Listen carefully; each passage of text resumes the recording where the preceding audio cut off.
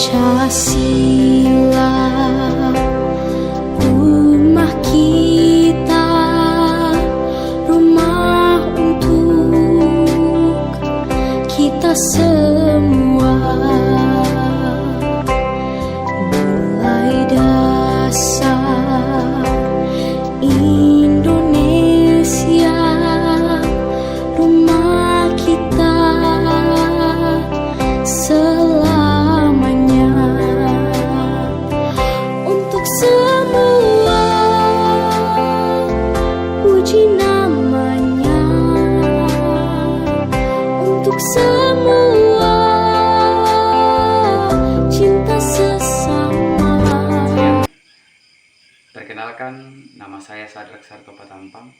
Saya adalah salah satu guru dari SMA Negeri 10 Kabupaten Sorong. Dengan adanya diseminasi budaya positif yang dipaparkan oleh calon guru penggerak dari SMA Negeri 10 Kabupaten Sorong, saya selaku guru menyadari dan dapat memahami bahwa betapa pentingnya menerapkan keyakinan kelas sebelum memulai proses-proses pembelajaran. Dengan adanya materi tersebut, kami dapat mengerti juga bahwa seorang guru dapat berfungsi sebagai seorang manajerial, di mana dapat menyelesaikan masalah-masalah yang terjadi di dalam proses pembelajaran itu yang dialami oleh peserta didik menggunakan metode restitusi. Metode restitusi ini sendiri pun sangat bagus diterapkan sehingga peserta didik dapat menyadari sendiri karakter dan dapat mengubah sendiri perilaku-perilaku yang kurang baik menjadi sesuatu yang baik, sehingga pada akhirnya akan tercipta disiplin yang disebut disiplin positif. Sekian dan terima kasih. Assalamualaikum warahmatullahi wabarakatuh. Di siang ini kita akan mulai dengan kegiatan berbagi praktik baik dengan judul materinya diseminasi penerapan budaya positif. Tetapi kita sebelum masuk dalam kegiatan ini,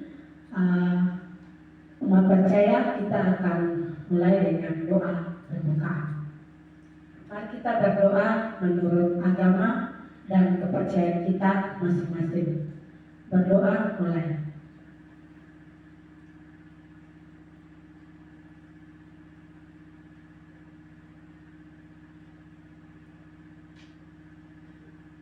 Berdoa selesai. Mari kita langsung masuk ke kegiatan inti, yaitu kegiatan diseminasi penerapan budaya positif dalam rangka berbagi praktik baik. Untuk Ibu Mimin Suryaningsih, saya persilakan.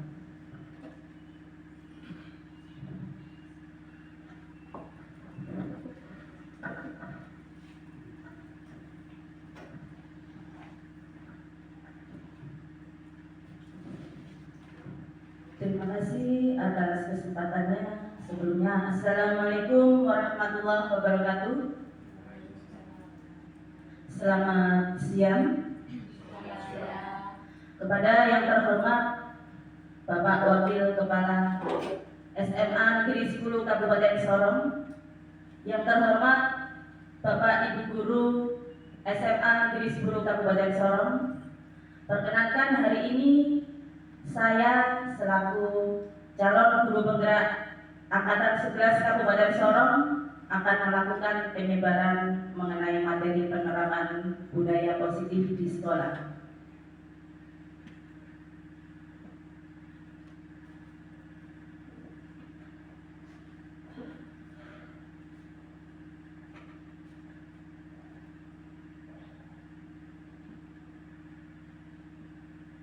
Sebelum kita mulai kegiatan hari ini, kita tes konsentrasi kita dulu ya Bapak Ibu. bisa sambil duduk saja, kemudian ikuti arahan irama yang ada di video ini. Siap Bapak Ibu? Siap. Kondisinya baik, sudah siap untuk berbagi praktik baik hari ini? Siap. Ya, terima kasih. Sudah siap ya Bapak Ibu, kita mulai. Kita akan bisa lihat nanti siapa yang sudah fokus atau siapa yang masih belum fokus dari video ini.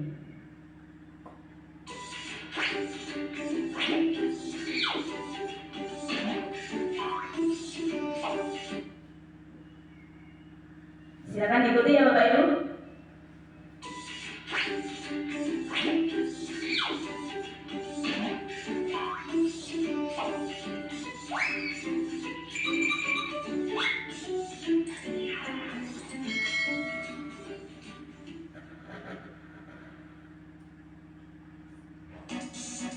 Silakan Bapak Ibu ikuti posisi tangannya sesuai dengan arahan lirik dan lagu dari SPT ini.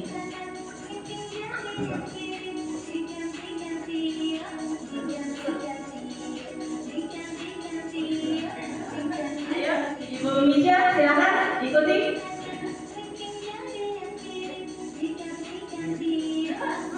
Selesai ya Bapak Ibu. Fokus.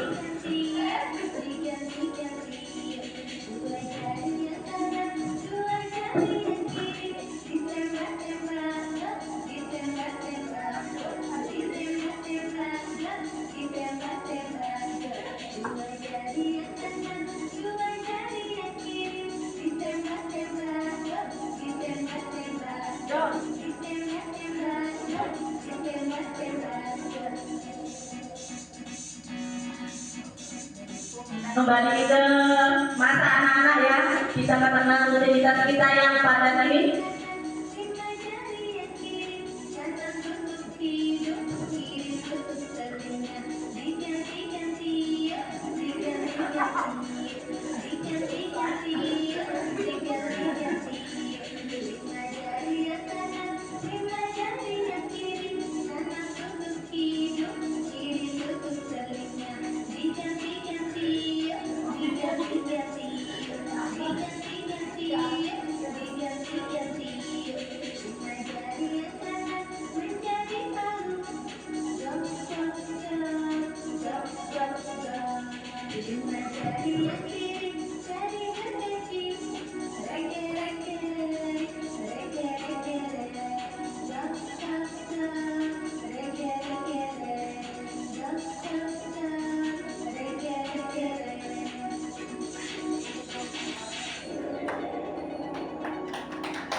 Oke, terima kasih, tepuk tangan untuk semua. Ternyata susah juga kita memfokuskan konsentrasi kita ya, karena memang kita punya kesibukan masing-masing di dalam keseharian kita. Oke, kita fokus di kegiatan kita hari ini. Kita lanjut.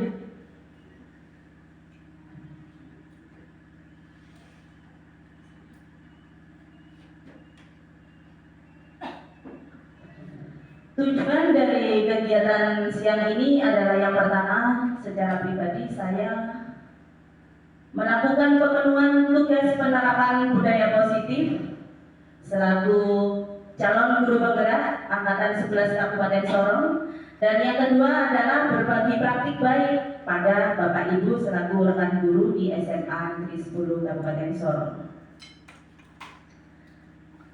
Adapun konsep inti yang terdapat pada budaya positif di antaranya adalah yang pertama, perubahan paradigma belajar.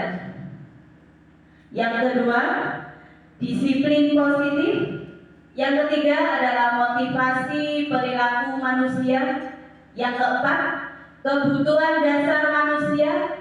Yang kelima, posisi kontrol restitusi. Yang keenam adalah keyakinan kelas. Dan yang terakhir adalah segitiga restitusi.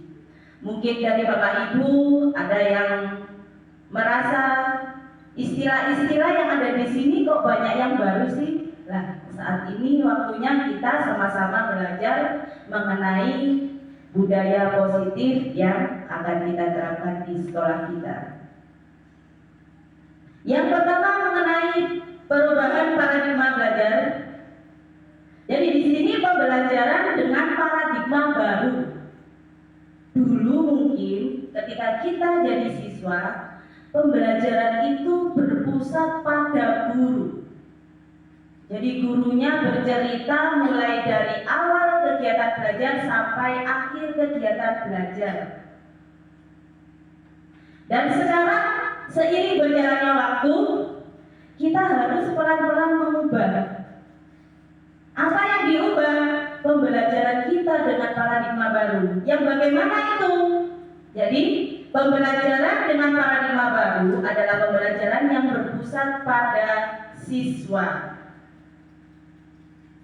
Bukan lagi kita yang aktif di dalam kelas Bapak Ibu, tapi siswa kita.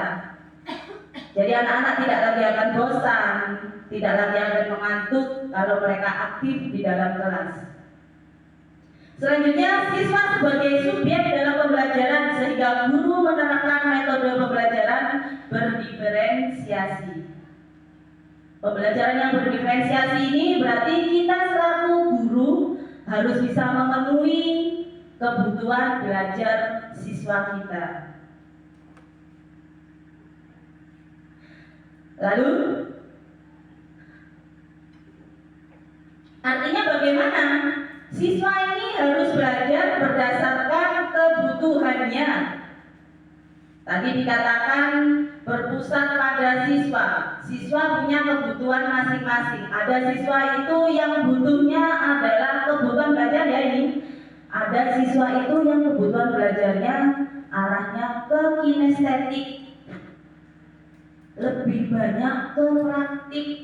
Kalau dikasih metode yang disuruh membaca, maka dia akan bosan, tidak sesuai dengan kebutuhannya, keinginannya di dalam belajar. Nah, hal ini akan sesuai dengan filosofi Ki Hajar Dewantara, yaitu pendidikan yang berpusat pada siswa, di mana di sini guru itu sebagai penuntunnya saja. Kita menuntun, bukan kita memaksakan.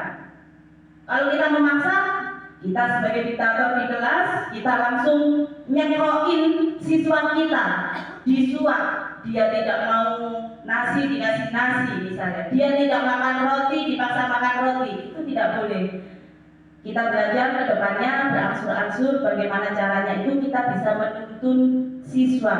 Kita bisa mengerti kebutuhan siswa dalam belajar. Sehingga siswa memiliki profil pelajar Pancasila. Ada 6 dimensi profil pelajar Pancasila. Saya yakin Bapak Ibu guru sudah tidak asing lagi mengenai beberapa elemen ini.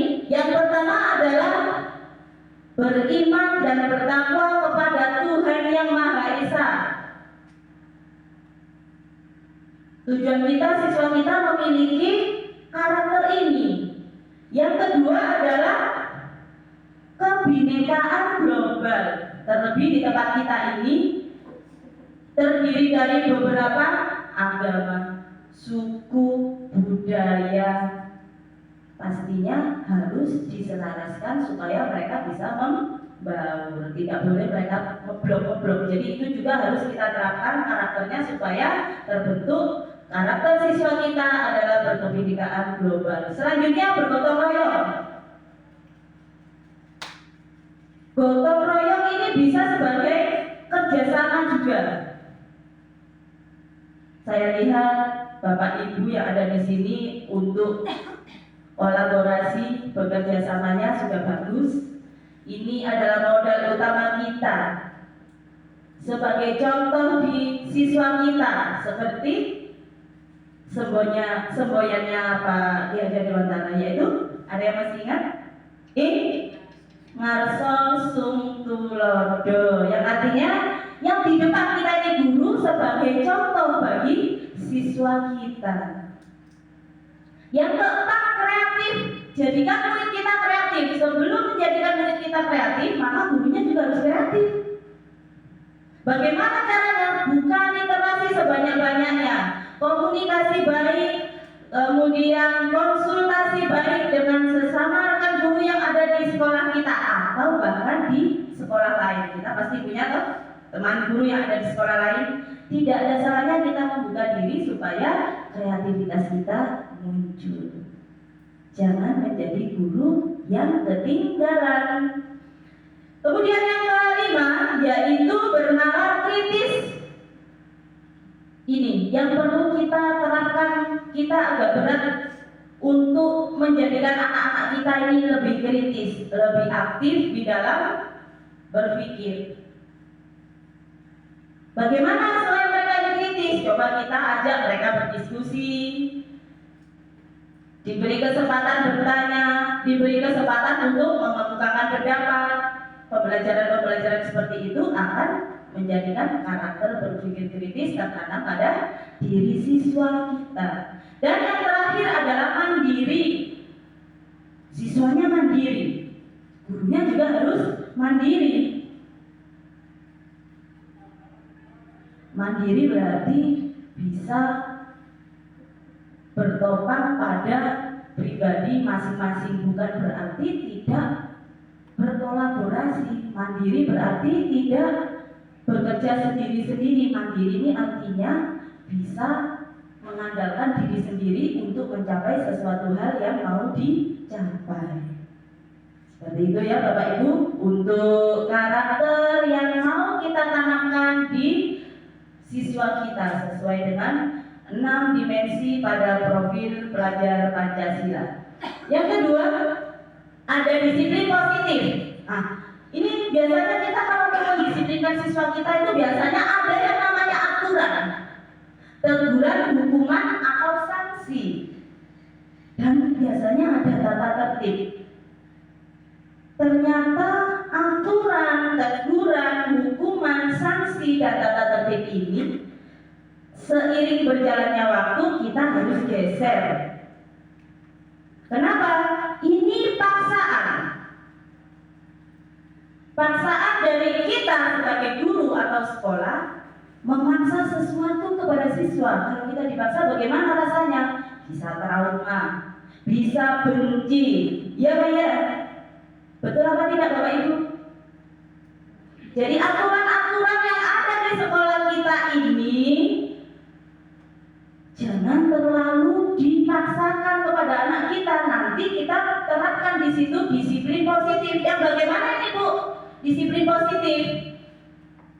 Kita cermati pada penjelasan selanjutnya, yaitu disiplin berasal dari bahasa Latin yang berarti disiplina, yang berarti belajar.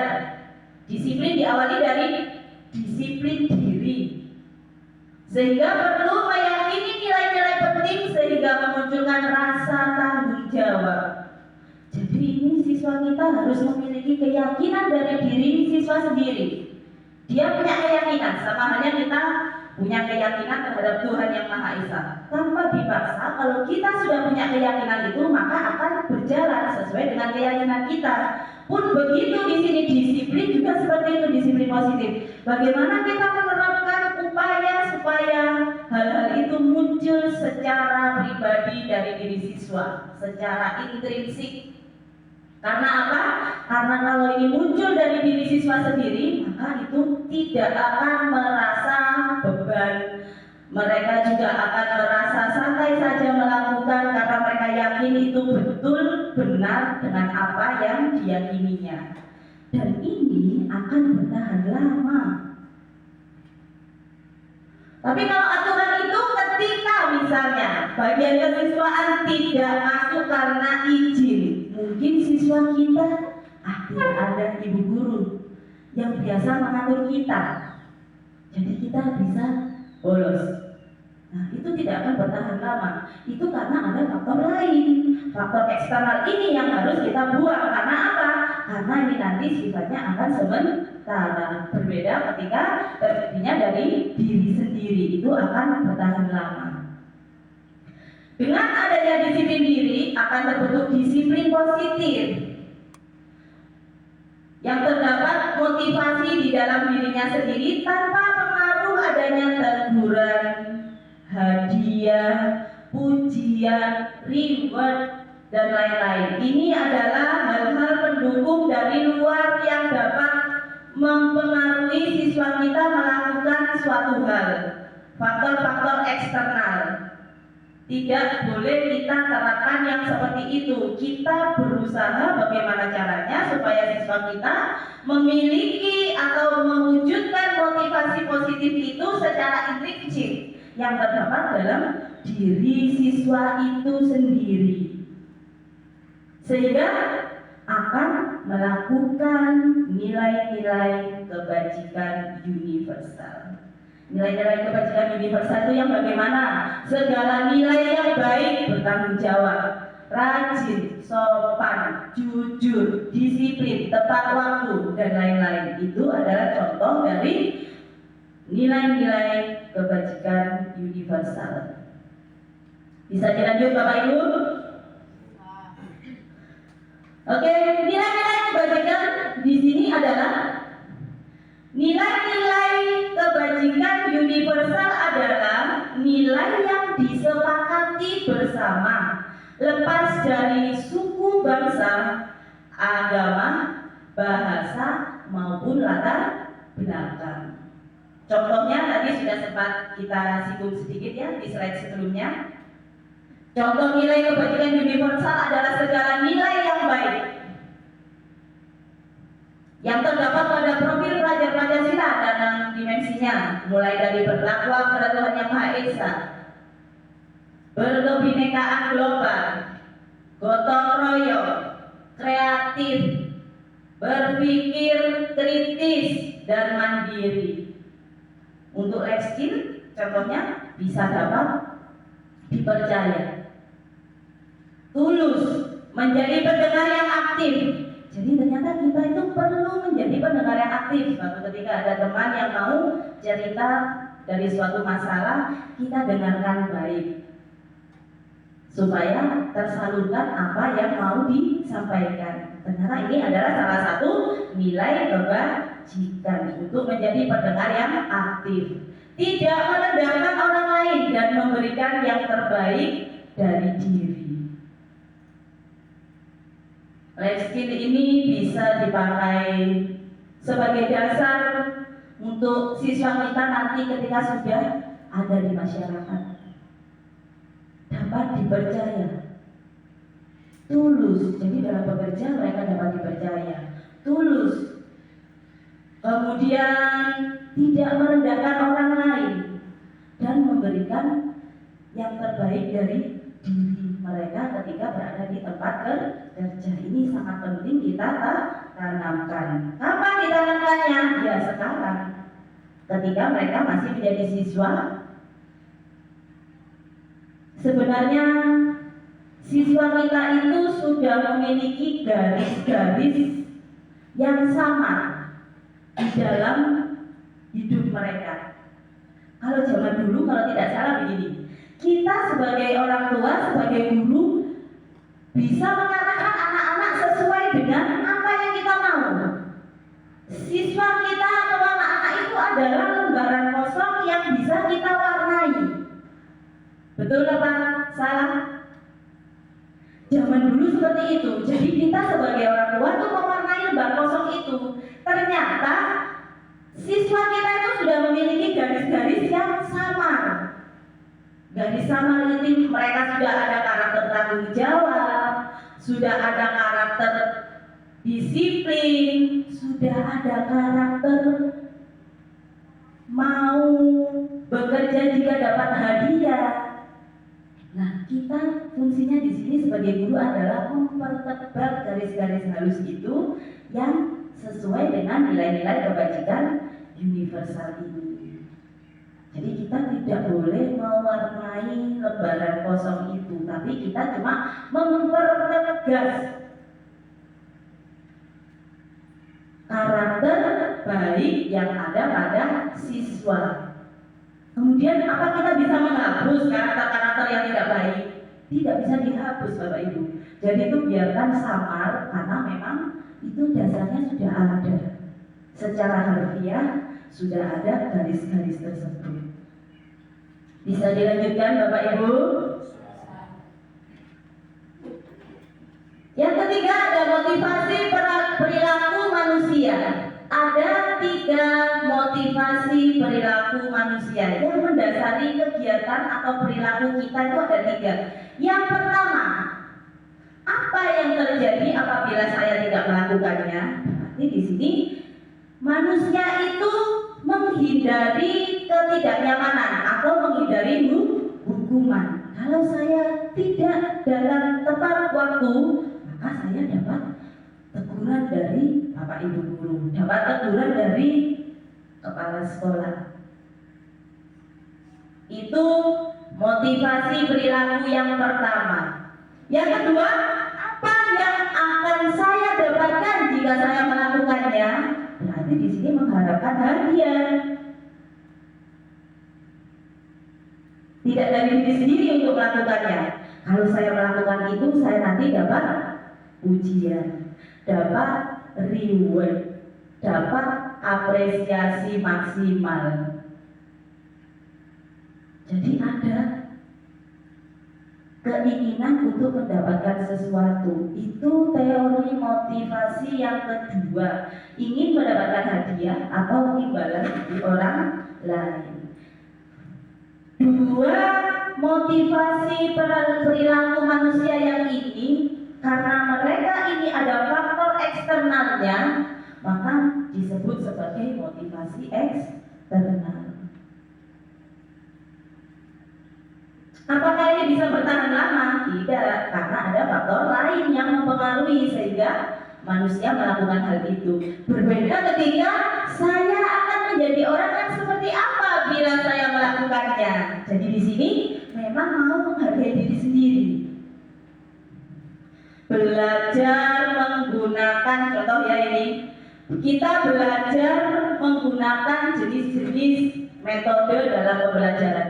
Tujuannya apa? Kepingin menghargai dirinya sendiri.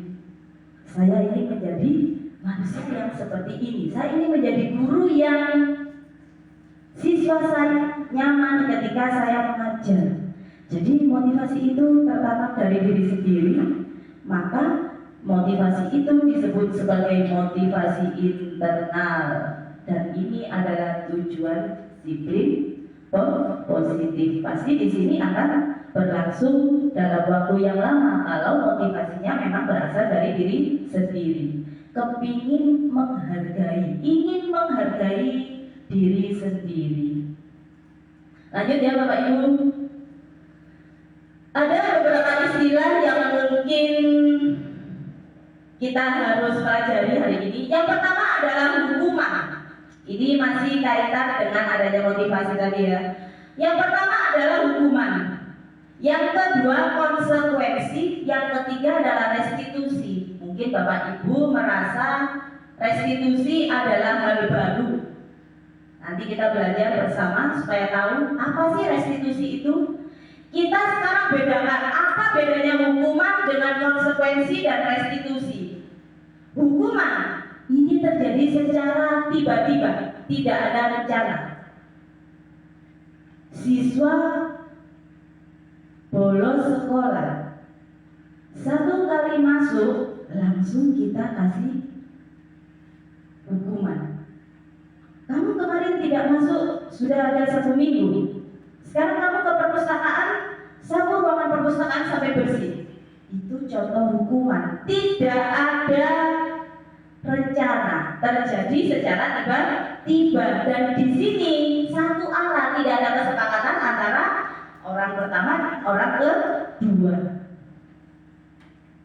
Dan hukuman juga bisa berupa fisik atau psikis. Kalau yang seperti itu tadi, sapu ruang perpustakaan sampai bersih, itu kira-kira hukuman secara apa?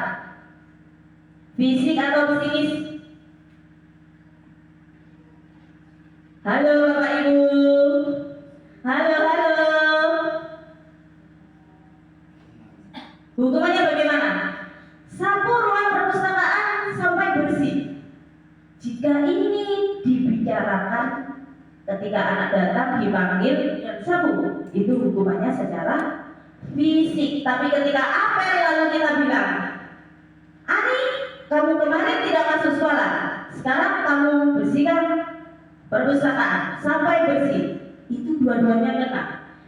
Fisikisnya kena, siswa malu loh, karena ditegur di depan-depan temannya. Dan yang kedua adalah secara fisik juga kena.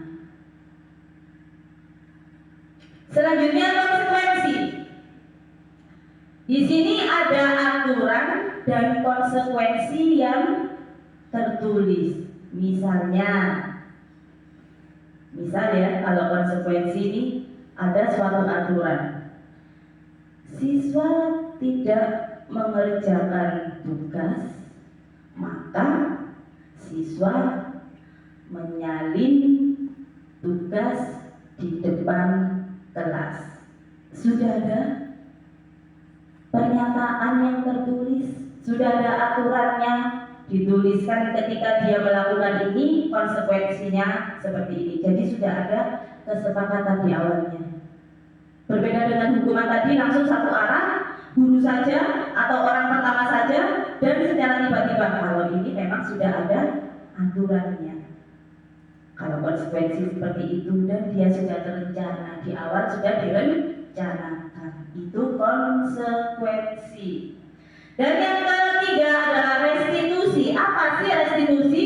Proses menciptakan murid mencari solusi sendiri. Jadi di sini ada diskusi antara guru dengan murid, hingga pada akhirnya guru memberikan arahan kepada murid dan murid bisa mencari solusi atas apa masalah yang dilakukannya, sehingga dia menjadi manusia yang bertanggung jawab dan kembali pada kebenaran kelasnya. Kalau restitusi seperti itu Bapak Ibu. Jadi siswa kita melakukan suatu kesalahan, kita panggil, ada tahapan-tahapannya, kita diskusi, muncul suatu solusi, di mana solusi itu adalah bagian dari tanggung jawab siswa terhadap masalah tersebut.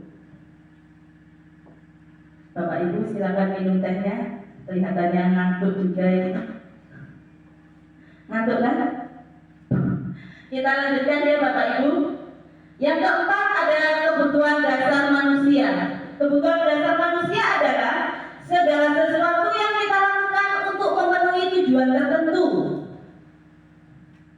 Semua yang kita lakukan adalah usaha terbaik kita untuk mendapatkan apa yang kita inginkan.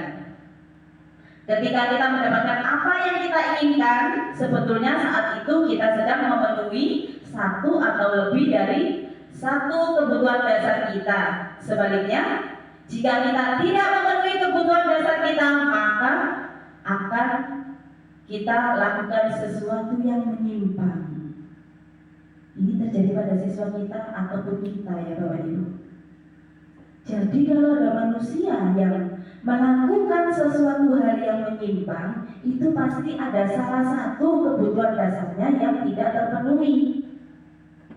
Apa saja sih kebutuhan dasar manusia itu? Ada 5 kebutuhan dasar manusia. Yang pertama adalah kebutuhan bertahan hidup atau survive. Yang kedua, kebutuhan akan rasa kasih sayang, diterima atau dicintai oleh orang yang ada di dalam kelompoknya.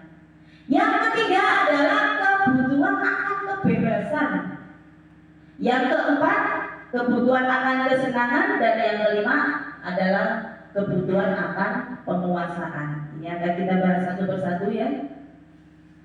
Yang pertama adalah kebutuhan bertahan hidup. Jadi di sini untuk kebutuhan dasar manusia kita harus ingat, jika manusia itu melakukan penyimpangan, maka ada salah satu kebutuhan dasarnya yang tidak dipenuhi. Makanya dia berusaha untuk memenuhi kebutuhan dasarnya itu. Akhirnya yang muncul, yang tampak adalah suatu penyimpangan. Bertahan hidup ini berkaitan dengan makanan, keamanan, kesehatan, tempat tinggal dan pakaian. Misal kita punya siswa ini pagi kok mereka sudah lemah, loyo, kira-kira apa ya? mungkin anak ini tidak sarapan. Betul apa tidak Bapak Ibu? Mungkin rumahnya kebanjiran, jadi dia harus membersihkan rumah, atau kepikiran rumahnya yang kebanjiran. Itu satu kebutuhan dasar, yaitu bertahan hidup. Yang kedua, kepingin menjadi manusia yang berkuasa. Jadi dia selalu tampil, kepingin dianggap, kepingin jadi pemimpin, kepingin selalu terlihat berprestasi, dan kepingin selalu didengar oleh orang yang ada di sekitarnya. Apakah ini menyimpang? Ya, jika itu terjadi secara terus-menerus. Kepingin berkuasa, kepingin orang mengakui, oh iya, orang ini ada pengaruhnya. Haus akan kekuasaan.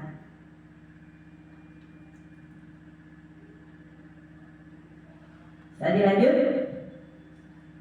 Selanjutnya, kebutuhan akan kasih sayang.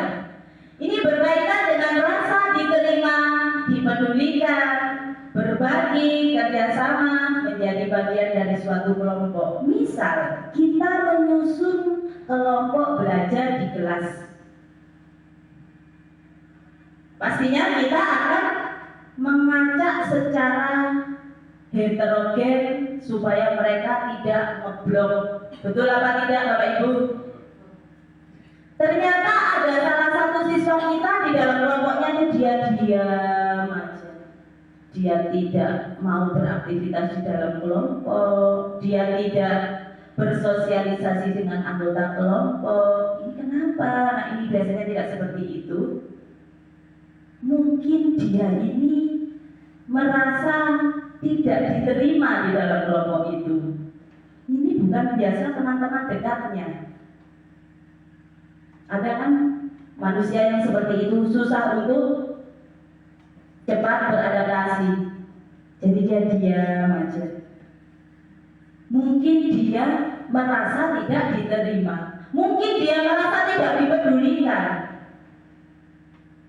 Sehingga dia bisa berperilaku seperti itu.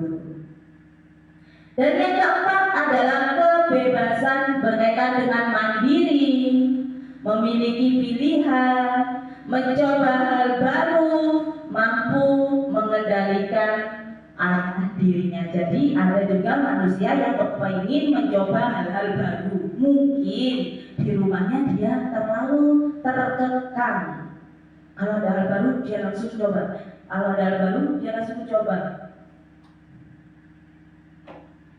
Penyimpangan ini terjadi jika terjadi terus-menerus. Tapi ada kalanya manusia itu aktif, itu bukan penyimpangan ya Bapak Ibu. Tapi memang dia rasa ingin tahunya tinggi. Jadi kita harus bisa memilah di mana ini penyimpangan atau memang manusia itu memiliki rasa ingin tahu yang besar. Selanjutnya kesenangan ini berkaitan dengan bermain, humor dan tertawa. Ini kita bisa terapkan di kelas. Saya juga belajar ya untuk menjadi guru yang tidak tegang di dalam kelas. Jadi ada kalanya kita humor sehingga kita bisa tertawa dengan siswa kita, tidak terlalu sepaneng. Bisa diterima Bapak Ibu? Bisa dilanjutkan ya? Ya, kelihatannya kan lagi ini semua ngantuk nih. Jadi kita berdiri sejenak. Silakan berdiri, kursinya dibawa ke belakang. Kita kembali ke ice breaking ya Bapak Ibu. Kita belajar senam pinguin. Meskipun kita sudah dewasa, kita juga perlu yang namanya senang, memenuhi kebutuhan senang kita ya saat ini. Siap Bapak Ibu? Siap?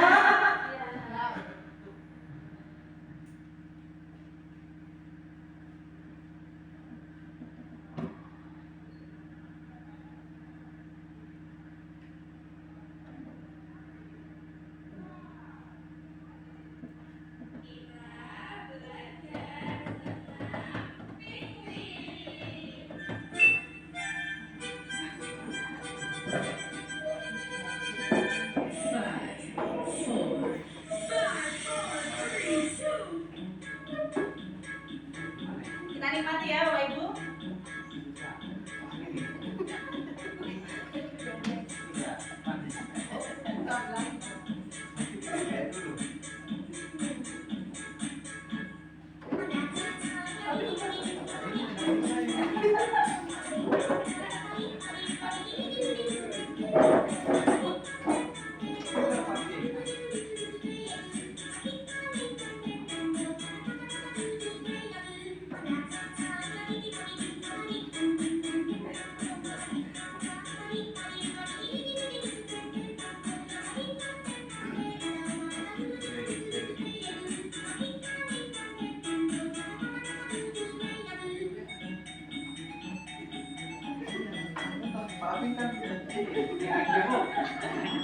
Ayo.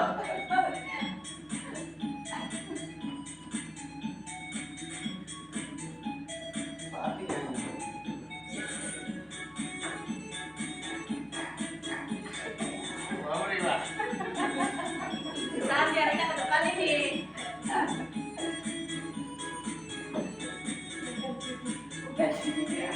Ada bagian.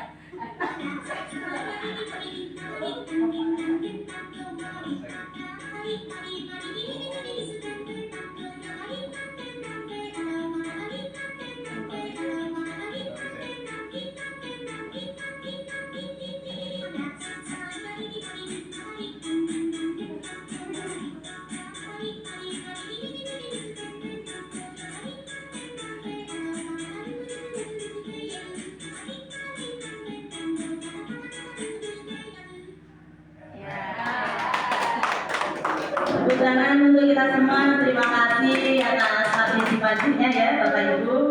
Kalau kita sudah sepaneng begitu, berarti kita perlu yang namanya ice breaking. Kedepannya kita coba ketika kita mengajar di kelas, apalagi 3 jam pelajaran, kita bisa sisipkan ice breaking di siswa kita. Bagaimana kalau sudah melakukan ice breaking?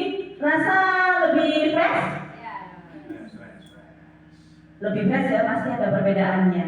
Yang tadinya menguap, mengantuk-mengantuk, sudah agak lebih cerah wajahnya. Kita masuk di bagian yang kelima Bapak Ibu. Sedikit lagi ya. Ada 5 posisi kontrol pada restitusi. Minta maaf. Di sini ada 5 posisi kontrol restitusi. Jadi guru itu memiliki 5 posisi kontrol terhadap siswa kita. Yang pertama, sebagai penghukum. Tidak ada di sini 5 posisi kontrol ini yang salah. Wajar kalau kita pernah menjadi seorang guru yang penghukum. Bagaimana sih kalau penghukum itu kata-katanya kasar, menghadap, suaranya keras dan matanya melotot? Ada yang pernah menjadi posisi penghukum? Saya. Ada. Pak Guru pernah menjadi posisi penghukum? Semuanya kayaknya sudah pernah. Iya, syukurlah. Tidak apa-apa karena memang ini adalah posisi kontrol guru. Ada kalanya kita menjadi penghukum, ada kalanya menjadi yang lainnya. Oke. Selanjutnya, yang kedua, pembuat merasa bersalah. Ini lebih halus bahasanya. Apa kamu tidak kasihan sama ibu guru nak, yang selalu mengajar dengan sungguh-sungguh, tapi kamu tiap dapat tugas selalu tidak mengerjakan? Ini posisi guru sebagai pembuat merasa bersalah. Jadi kita sentuh hatinya. Kamu gak kasihan sama ibu guru? Tiap hari ibu guru ngajar baik, baru kamu tidak mengerjakan tugas dengan baik. Kamu tidak kasihan dengan bapakmu yang ada di laut sana nak, panas-panas, cari nafkah untuk memenuhi kebutuhan keluarga, baru kamu di sini cuman main-main saja, tidak belajar baik. Ya, itu contoh posisi kontrol guru sebagai membuat merasa bersalah di anak. Ketika kita menyentuh anak dengan halus seperti itu, mungkin akan ada efek di hati mereka. Pasti dalam lubuk hati siswa kita ketika kita nyentil hal seperti itu akan terasa. Tapi kembali ke ego, bisa atau tidak untuk diterapkan anak itu kalau mereka merasa bersalah. Terkadang malu atau tetap berpendirian bahwa dia salah. Yang ketiga, guru menjadi teman. Guru menjadi teman. Misalnya di sini, ayolah bantu ibu kali ini ya. Kamu mau kan mengajak temanmu yang tidak rajin itu supaya mau berangkat sekolah?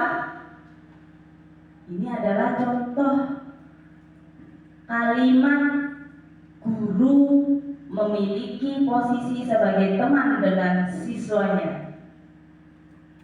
Ayo ya, bantu ibu kali ini saja. Ibu ini tidak berani tidur di rumah sendiri. Kamu tinggal sama bu guru ya malam ini. Itu juga contoh dari posisi sebagai teman. Yang keempat ada sebagai pemantau. Ada suatu tata tertibnya dan konsekuensinya. Kamu hari ini melanggar tata tertib sekolah karena kamu memakai kaos kaki yang warnanya salah. Mungkin harusnya dia pakai kaos kaki hitam, tapi dia pakai kaos kaki putih di hari Jumat. Maka konsekuensinya adalah kamu membeli kaos kaki yang sesuai di koperasi sekolah kita.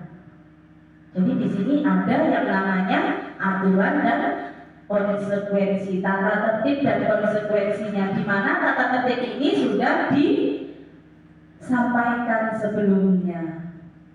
Ini guru sebagai pemantau. Dan yang terakhir, guru sebagai manajer.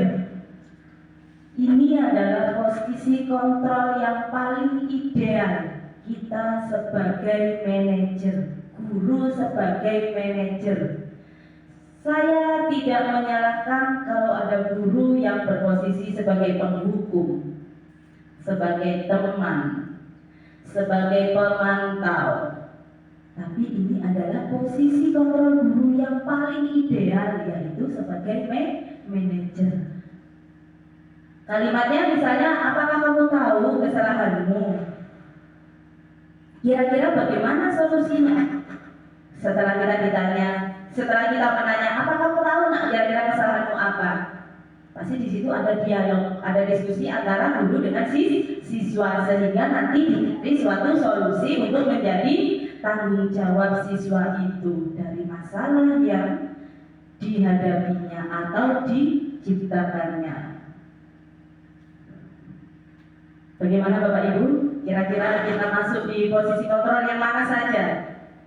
Atau kelimanya sudah pernah seperti Pak Guru? SMA 10 pasti bisa.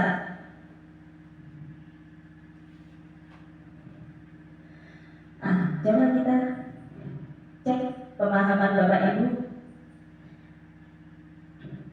Referensi posisi kontrol guru. Misalnya, Ibu kecewa sekali dengan kamu nak. Kira-kira ini posisi kontrol yang mana? Membuat merasa bersalah, betul ya?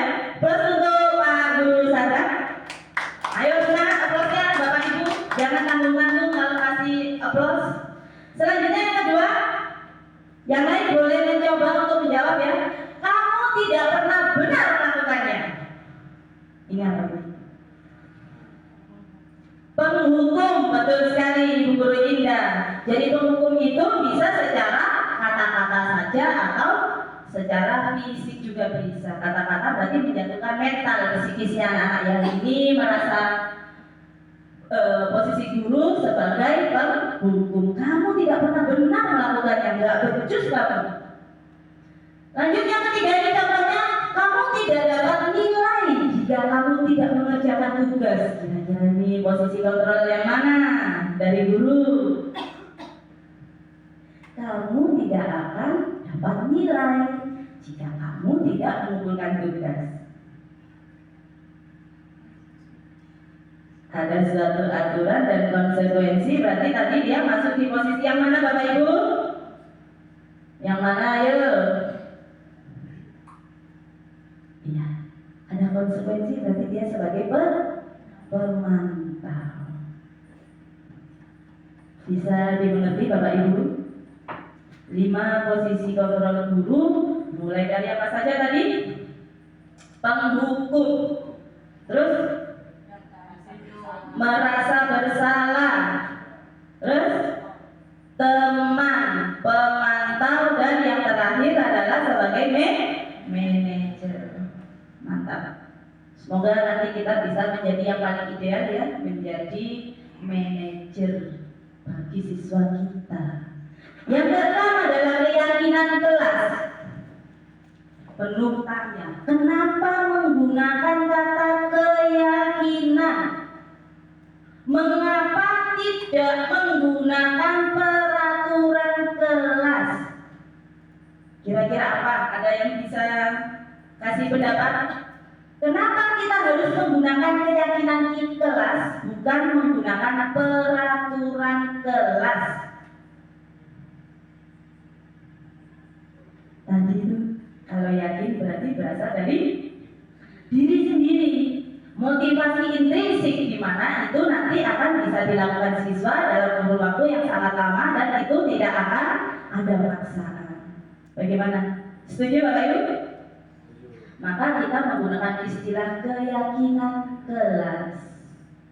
Pembentukan keyakinan kelas ini harus menggunakan nilai-nilai kebajikan universal.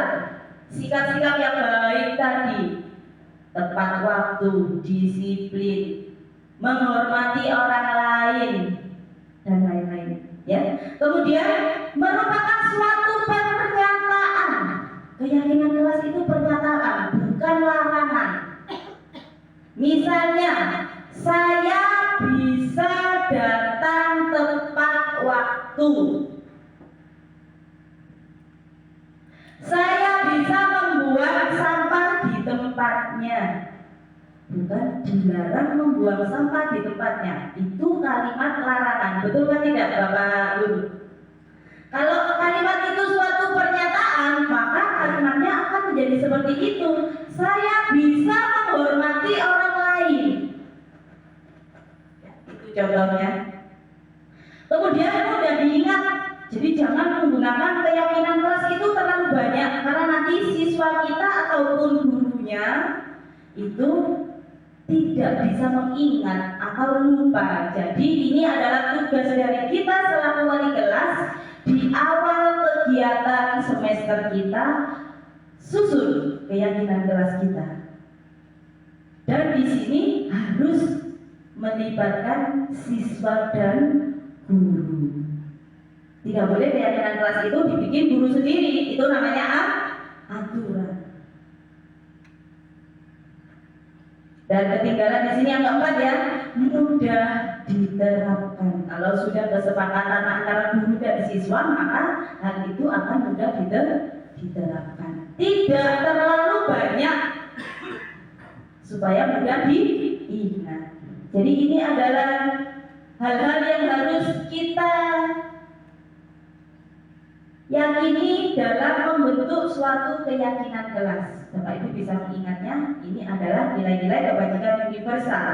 Yang kedua, suatu pernyataan positif, mudah diingat dan diterapkan. Dan yang terakhir harus melibatkan siswa dan guru.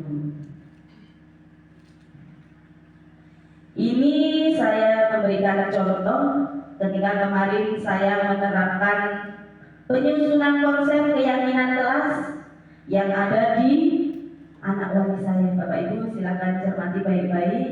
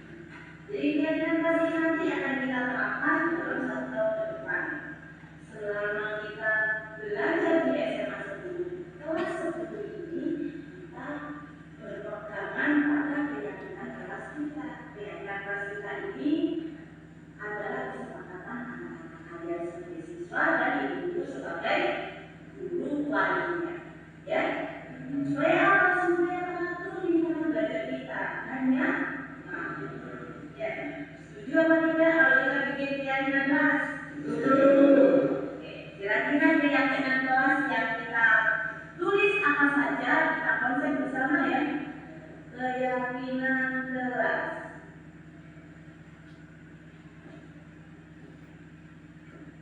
Ini kita kelas keyakinan kelas. Kira-kira poin pertama, kalian yakin bisa ngapain nak? Kalau setuju berarti kita tulis keyakinan kelas itu. Kira-kira saya bisa ngapain? Saya bisa belajar. Saya bisa belajar. Semua sepakat ini? Oke. Saya bisa rajin belajar. Selanjutnya yang kedua apa? Dari apa ya? Oke, bisa membuang sampah pada tempatnya. Saya bisa membuang sampah pada tempatnya. Sepakat ya? Saya bisa membuang sampah pada tempatnya. Terus apa lagi? Kira-kira ada lagi nggak yang perlu diatur biar lingkungan kelas kita ini nyaman?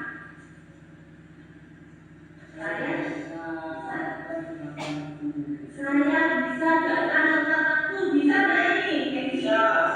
Ada yang kemarin terlambat APP bisa? Roma yakin bisa?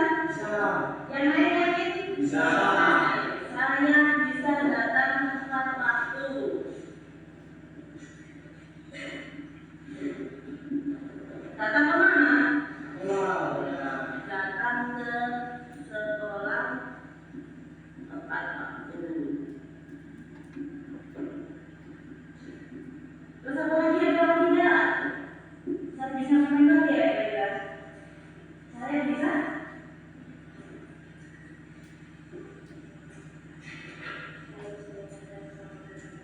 Oh boleh. Saya bisa menghargai orang lain, ya. Kalau bisa menghargai sesama teman saja, nanti kalian tidak bisa menghargai orang itu, dong. Ya. Saya bisa menghargai orang lain. Bisa. Saya bisa menghargai orang lain.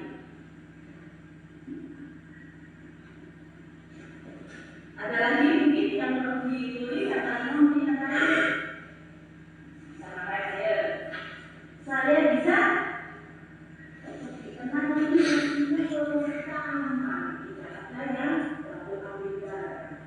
Ya, saya bisa menjaga keamanan sekolah.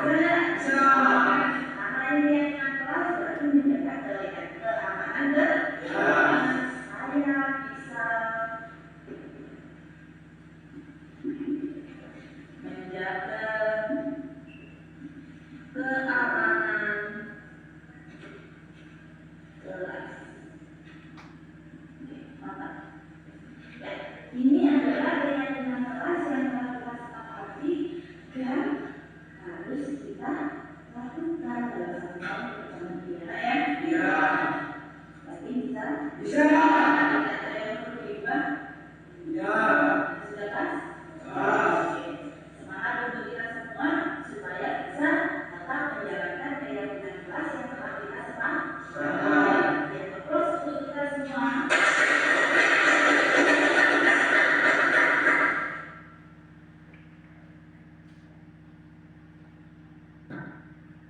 Jadi itu adalah contoh saat kita menyusun konsep keyakinan kelas.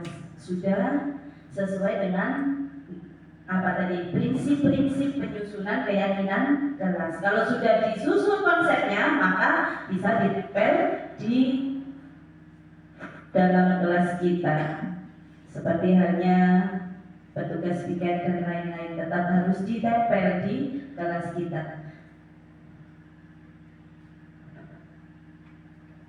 Ternyata ada respon ketika siswa itu diajak membuat keyakinan kelas. Coba diperhatikan.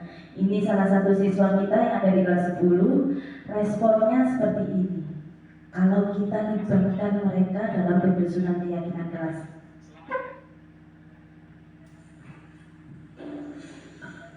Selamat pagi teman-teman. Perkenalkan, nama saya Ronald Febrian Hussein. Saya dari kelas 10 SMA Negeri 10 Kabupaten Sorong. Perasaan saya setelah menyusun konsep keyakinan kelas yang dibangun Ibu Bimbing adalah bagian sebab dengan adanya kesepakatan untuk mengkonsep keyakinan kelas, saya tidak merasa berat dan terpaksa.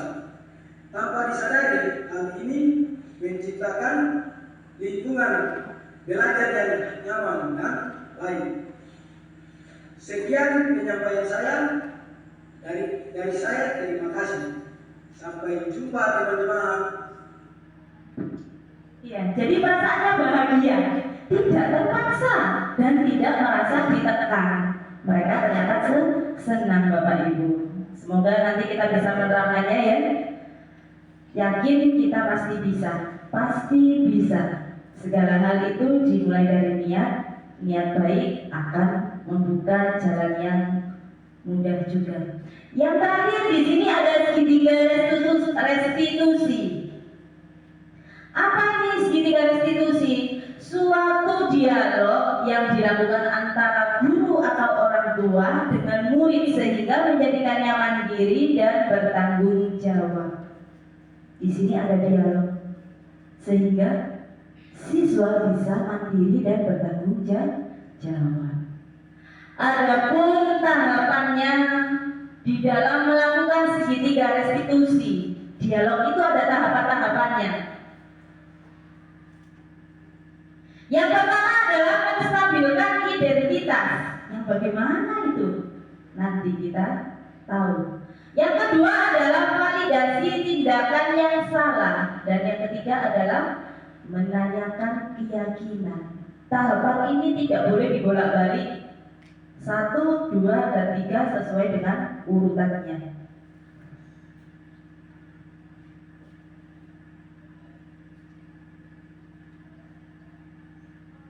Yang pertama, ciri khusus dari masing-masing tahapan menstabilkan identitas. Di sini kesalahan adalah suatu proses pembelajaran. Dalam menstabilkan identitas di tahapan pertama, segitiga restitusi berprinsip pada kesalahan adalah suatu proses pembelajaran. Kita cerna dulu. Kesalahan adalah suatu proses pembelajaran. Yang kedua, validasi tindakan yang salah. Ini berprinsip pada suatu perilaku yang dilakukan pasti untuk memenuhi kebutuhan tertentu. Tidak mungkin mereka melakukan suatu hal tanpa ada tujuan untuk memenuhi kebutuhannya. Dan yang ketiga, menanyakan keyakinan. Teori kontrol intrinsik yang ada dari dalam tubuh masing-masing, tubuh siswa kita. Faktor dari dalam diri siswa kita tanyakan ulang keyakinan yang ada pada dirinya. Contoh kalimat yang digunakan pada masing-masing tahapan segitiga restitusi diantaranya adalah yang pertama, untuk menstabilkan identitas kita bisa melontarkan kalimat seperti ini. Berbuat salah itu manusiawi, nak. Jadi kita tidak langsung menjatuhkan mental siswa kita. Dia pun tahu kalau dia melakukan kesalahan. Jadi jangan langsung ditindis. Berbuat salah itu manusiawi. Apa ada manusia yang tidak bersalah? Tidak ada. Ya kan? Yang kedua, tidak ada manusia yang sempurna. Jadi kita angkat mental siswa kita. Kita tidak menghakimi. Di sini kita tahapan pertama ketika mereka melakukan kesalahan, kita harus menstabilkan identitas mereka dulu. Dan yang ketiga, kamu berhak merasa begitu. Contoh kalimatnya seperti itu. Tergantung pada masalah atau kondisi masing-masing. Yang kedua, validasi tindakan yang salah. Kalimatnya bisa dipakai seperti ini. Padahal kamu bisa loh melakukan hal yang lebih buruk dari itu. Kamu cuma beberapa meja saja. Untung kamu tidak tempeleng dia punya kepala. Ini adalah validasi tindakan yang salah. Kalimatnya seperti itu contohnya. Bisa juga kita pakai, kamu pasti punya alasan melakukan hal itu. Kalimat yang ketiga bisa dipakai, kamu patut bangga pada dirimu karena kamu melindungi sesuatu yang penting pada dirimu. Biasanya ini melindungi prinsip dari siswa kita. Manusia itu pasti berprinsip, jadi dia harus bangga karena dia telah melindungi prinsipnya tadi, sesuatu yang penting buat dirinya. Terus yang ketiga, menanyakan keyakinan kelas. Apa nilai yang telah kita sepakati? Itu kalimat pertama. Bisa juga menggunakan, kamu mau jadi orang seperti apa? Yang ketiga, bagaimana solusi dari masalah ini? Jadi kalau kita sudah menggabungkan 3 langkah dari tahapan segitiga restitusi ini, maka dialog itu akan memunculkan suatu solusi dari suatu permasalahan di mana di sini siswa akan bertanggung jawab pada masalah yang terjadi. Ini contoh yang pernah saya terapkan di dalam penyelesaian masalah dengan menggunakan segitiga restitusi.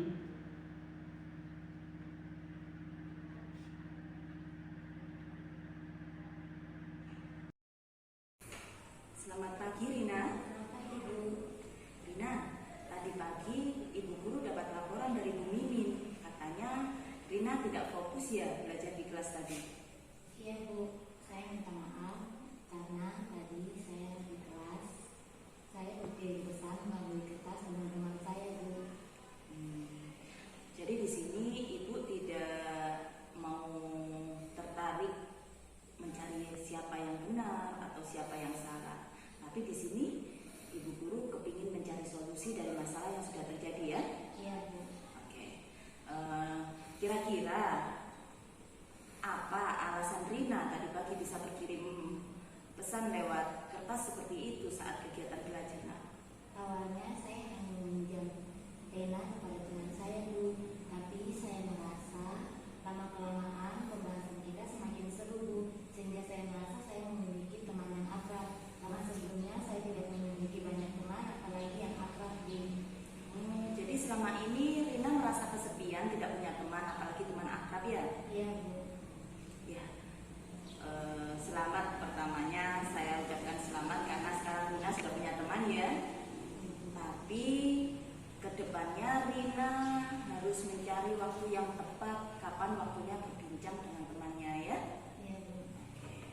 Kira-kira tindakan Rina tadi sudah sesuai dengan kesepakatan kelas kita atau belum nak?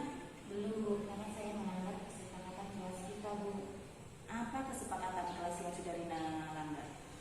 Saya melanggar kesepakatan kelas yang tidak menghormati orang lain Bu. Memangnya menghormati orang lain itu penting nggak sih? Penting Bu. Kalau penting berarti tindakan Rina ke depannya untuk memperbaiki diri bagaimana? Saya sepulang sekolah ini, saya bersama teman saya Denny akan pergi meminta maaf kepada Ibu Mimin, sehingga kita tidak akan mengulangi kesalahan kita ini. Sepakat. Jadi pulang sekolah Rina sama Denny ya Iya Bu. bisa langsung datang ke Bu Mimin untuk minta maaf ya. Iya Bu. Dan berjanji tidak. Mengulanginya lagi Bu. Iya, sepakat. Ya, seperti itu ya, Rina. Ibu juga sepakat dengan rencananya Rina. Sekarang Rina boleh kembali ke kelas dan harus tetap semangat ya, Rina. Iya Bu. Oke, Rina. Terima kasih, Rina. Terima kasih Bu. Ya, selamat pagi. Selamat pagi Bu. Oke, di sini tadi kasusnya apa kira-kira? Kalau mencermati berarti tahu ini ceritanya bagaimana. Kasusnya terjadi apa? Siswa melakukan apa? Bertukar pesan lewat kertas, lempar-lemparan kertas antara siswa satu dengan yang lainnya. Pasti dia punya alasan. Kenapa alasannya? Ternyata dia merasa kesepian selama ini dan setelah bertukar pesan kok dia nggak enakan, akhirnya kayak merasa punya teman dekat, dan berkelanjutan dalam sesi kegiatan pembelajaran itu kita bertukar kertas terus, jadi menghibah dari kertas. Ada kebutuhan yang berusaha siswa penuhi, yaitu rasa kasih sayang, kepingin diterima, kepingin dicintai, kepingin punya teman. Kemudian alasannya sudah tidak didapat, di sini langsung dibuat suatu dialognya. Gurunya menyatakan manusia itu tidak ada yang sempurna. Ibu guru juga bisa pernah melakukan hal yang sama. Hal-hal itu adalah tahapan awal. Selanjutnya alasannya apa, dan ditemukan suatu solusi. Solusinya apa? Solusi itu ternyata meminta maaf. Karena apa? Karena siswa merasa melanggar keyakinan kelasnya, yaitu menghormati orang lain. Mereka tahu, oh iya, saya tuh melanggar keyakinan kelas, maka saya harus minta maaf karena saya tidak menghormati ibu guru saat mengajar. Ya, seperti itu Bapak Ibu guru. Dan siswa juga seperti ini tanggapannya. Halo, selamat pagi. Perkenalkan, nama saya Lina. Saya dari kelas 12 IPA SMA Negeri 10 Kabupaten Sorong. Saya senang diajak berdiskusi oleh ibu guru. Dari hasil diskusi itu saya jadi tahu pembelajaran lain itu penting. Maka dari itu saya akan meminta maaf kepada Ibu Mingin atas kesalahan saya. Terima kasih. Dari proses begini dari institusi itu ternyata siswa tahu ya pelanggarannya apa, kebutuhannya apa, dan solusinya bagaimana. Seperti itu Bapak Ibu. Ini adalah peta konsepnya ya. Dari serangkaian tadi, kalau kita ringkas di dalamnya seperti ini, bisa dicermati bersama. Budaya positif itu mengandung 3 hal utama: teori motivasi, posisi kontrol, serta kebutuhan dasar manusia. Di mana di sini nanti tujuannya adalah membuat keyakinan kelas yang berasal dari apa? Faktor internal. Supaya apa? Supaya tidak cepat usang, bertahan lama dalam kurun waktu yang selama-lamanya, yang tidak ditentukan. Ini adalah peta konsepnya ya Bapak Ibu. Setelah banyak hal yang kita pelajari, kalau diringkas hanya seperti ini saja. Dan sudah selesai sesi kita. Mungkin dari Bapak Ibu guru mau bertanya, saya beri kesempatan bertanya. 1 pertanyaan saja untuk siang ini, karena saya rasa ini sudah cukup siang dan sudah waktunya istirahat untuk Bapak Ibu. Silakan kalau mau bertanya Bapak Ibu. Ya, silakan Bapak Guru. Terima kasih atas kesempatan yang diberikan. Saya tertarik dengan kegiatan pembelajaran hari ini di Seminasi. Saya tertarik pada apa tadi? 5 prinsip dasar manusia. Ya, 5 posisi kontrol. Kita itu belajar dari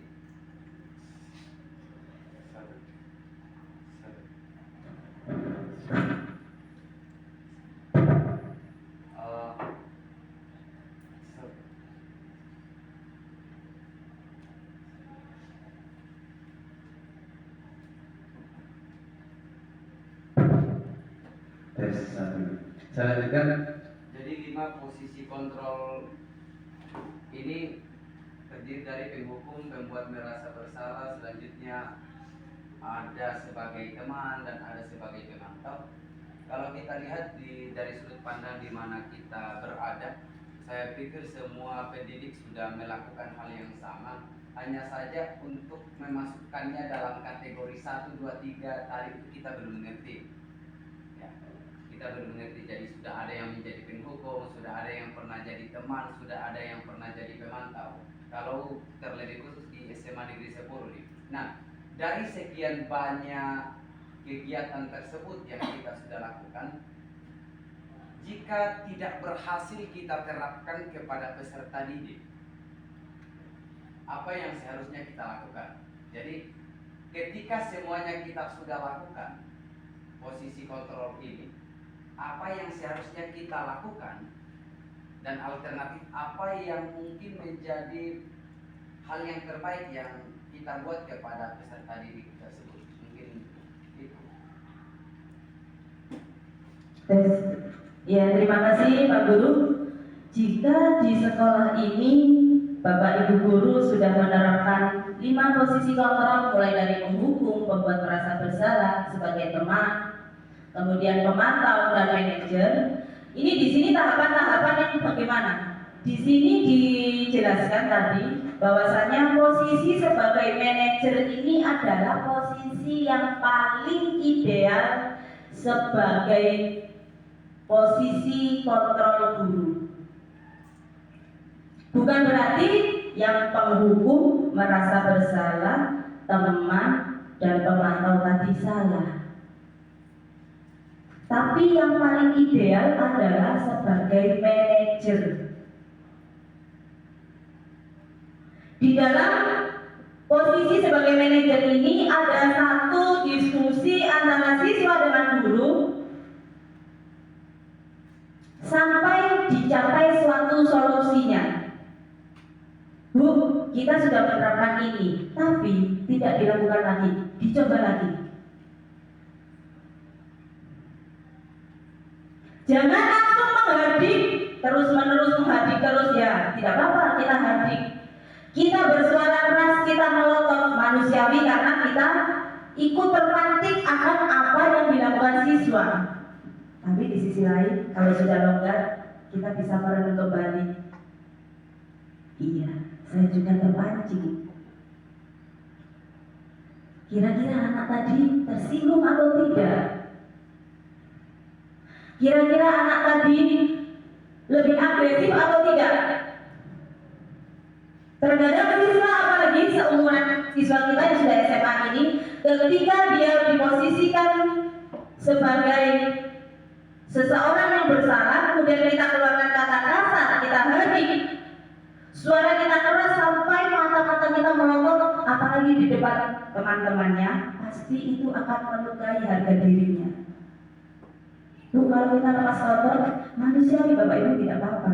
Tapi kita belajar yuk sama-sama menjadi manajer, dipanggil, terus ditanya, tahu kesalahanmu, sampai dicari solusinya melalui segitiga distribusi tadi. Seperti itu. Bu, tidak berhasil, anak-anak cuma bicara-bicara saja kosong.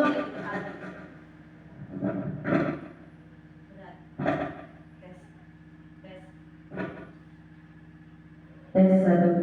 Anak-anak cuma omong-omong saja, tidak dipakai ternyata, tidak diterapkan.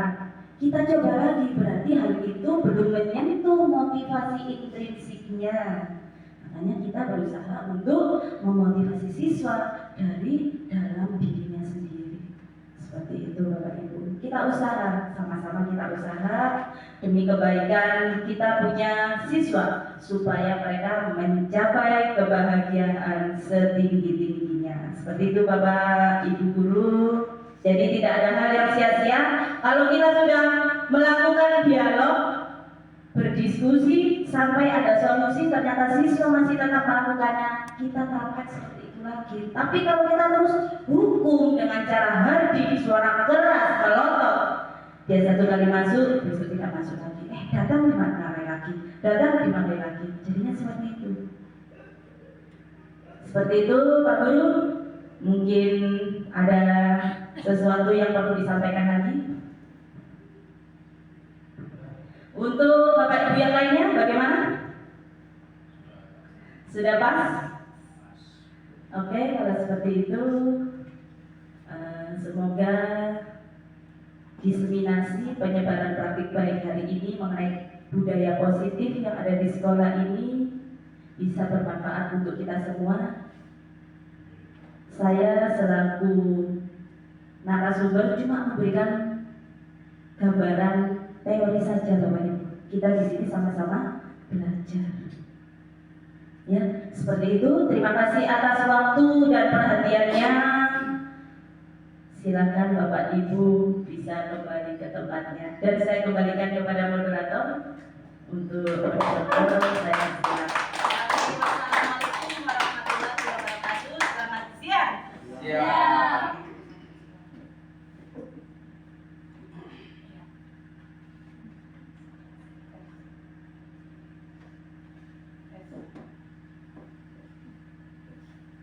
Oke, kita berikan aplaus satu kali lagi untuk calon guru penggerak kita, Ibu Suryawati sebagai calon penggerak untuk membawa materi tentang diseminasi penerapan budaya positif.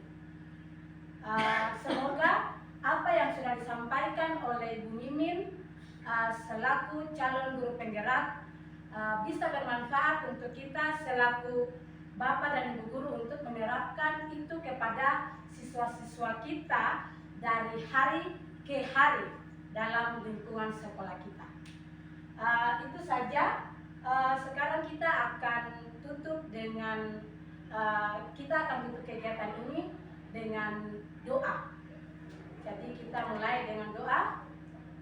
Mari kita berdoa menurut agama dan kepercayaan kita masing-masing. Berdoa mulai.